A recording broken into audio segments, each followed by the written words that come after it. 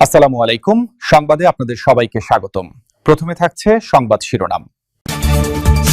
প্রথমেই জানিয়ে দিব হুথি বিদ্রোহীদের ফের হামলা, ২৪ ঘণ্টায় দ্বিতীয়বার ইসরায়েল লক্ষ্যবস্তু।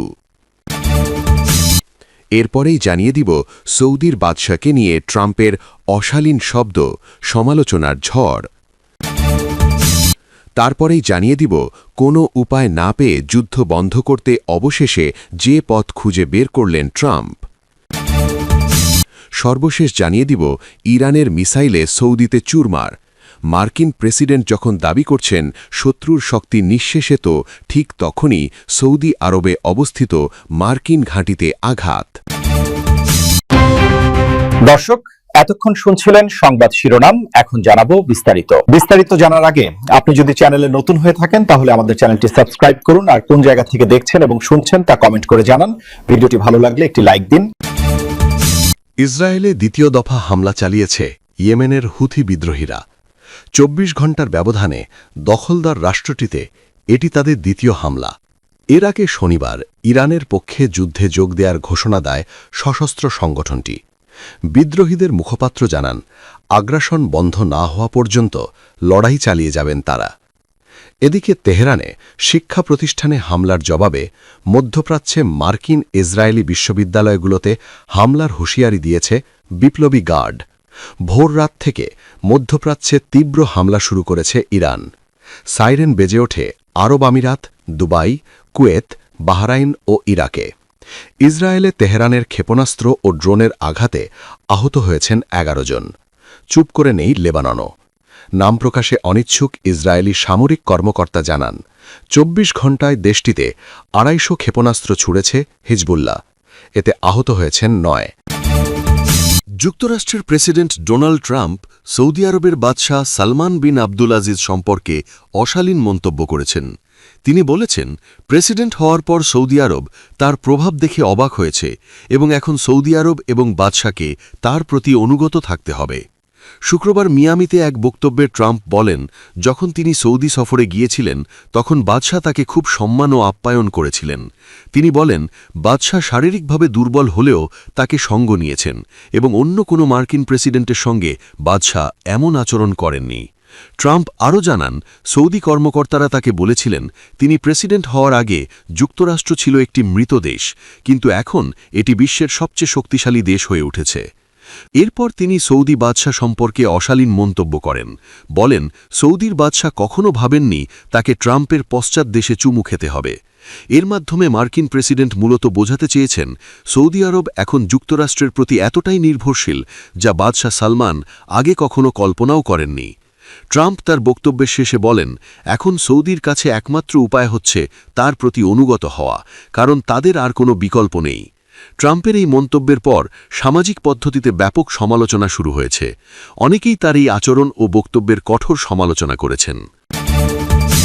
ইরান, ইসরায়েল এবং যুক্তরাষ্ট্রের মধ্যকার চলমান লড়াই ২৮ দিনে গড়িয়েছে। টানা ৪ সপ্তাহ ধরে চলা এই সংঘাত থামার কোনো লক্ষণ তো নেই, বরং দিন যত যাচ্ছে আগুনের আঁচ যেন ততই বাড়ছে। সংঘাতের এই ১ মাসে পরিস্থিতি শান্ত হওয়ার বদলে দিন দিন আরও জটিল হয়ে উঠেছে। পাল্টাপাল্টি আকাশপথে ক্ষেপণাস্ত্র আর ড্রোন হামলার পরও যখন ফলাফল অনিশ্চিত, তখন সম্পূর্ণ বিকল্প পথে হাঁটার পরিকল্পনা করেছেন ডোনাল্ড ট্রাম্প। আকাশপথে ভয়াবহ বোমাবর্ষণের পরও যখন নিজেদের মিশনে নিজেরাই ব্যর্থ, তখন স্থলপথ দিয়ে ইরানের সাথে সরাসরি যুদ্ধের পরিকল্পনা করেছে যুক্তরাষ্ট্র। পেন্টাগন ইতোমধ্যে ৪টি বিশেষ সামরিক ব্লুপ্রিন্ট তৈরি করেছে। এর মূল লক্ষ্য হল ইরানের প্রধান তেল রপ্তানি কেন্দ্র আর কৌশলগত দ্বীপগুলো দখল করে নেয়া। এই পরিকল্পনার অংশ হিসেবেই মধ্যপ্রাচ্যে আরও ১০,০০০ নতুন স্থলসেনা পাঠানোর কথা ভাবছে ট্রাম্প প্রশাসন। অন্যদিকে নিজেদের দেশ রক্ষায় ইতোমধ্যে বড় ধরনের প্রতিরোধ গড়ে তুলেছে ইরান। দেশটির সরকার ঘোষণা দিয়েছে, মার্কিন বা ইসরায়েলি বাহিনী যদি তাদের মাটিতে পা রাখে তবে তাদের মোকাবিলা করতে ১০ লাখের বেশি সশস্ত্র যোদ্ধা প্রস্তুত রাখা হয়েছে। এমনকি সাধারণ তরুণরাও যুদ্ধে অংশ নিতে ইতোমধ্যে হাজার হাজার আবেদন জমা দিয়েছে। এদিকে পারস্য উপসাগরে যুক্তরাষ্ট্রের নৌবাহিনীকে আটকাতে ইরান প্রথমবারের মতো ব্যবহার করছে আত্মঘাতী সি ড্রোন। এই 4 সপ্তাহের যুদ্ধে দুই দেশেই লম্বা হয়েছে লাশের মিছিল। ইরানে নিহতের সংখ্যা প্রায় 2000-এ দাঁড়িয়েছে, যার বড় অংশই সাধারণ বেসামরিক মানুষ। ইসরায়েল ও লেবাননেও বেড়েছে প্রাণহানির সংখ্যা।